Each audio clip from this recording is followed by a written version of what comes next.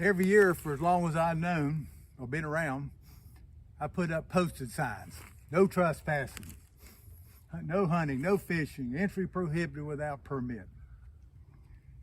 We see this everywhere, especially during the different hunting seasons throughout North Carolina. Takes time, costs a little bit of money, and before long, by the end of the summer or even by the next hunting season, either they fall down or somebody doesn't like them and they throw them away. Well, trespass is a common problem for landowners. Neighbors come in, hunt on your property, they come in and fish on your property.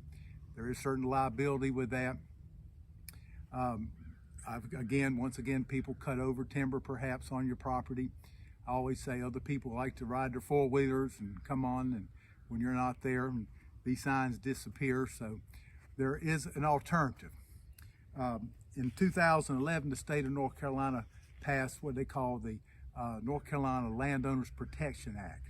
And what that means is that you have the ability now to put paint on a tree, which does the same thing that posted sign did, but you can't tear it down. It is a legal warning to others that no trespassing, no hunting, no fishing is accepted on that property unless you've got written permission in your pocket on you, signed by the landowner, that says you have permission to be on that property.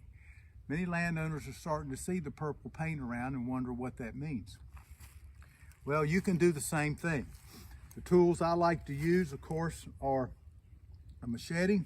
You can go through here and paint purple paint if you want to with a spray can, but it uses a lot of paint up, and the bark, as it sheds, throws off the purple paint. If you do it right, you can get about 5 to 7 years worth of work or lasting ability out of that paint if you do a simple thing such as scrape the tree. You're not going to hurt the tree because you're just dealing in the bark. You're not getting into the cambium of the tree.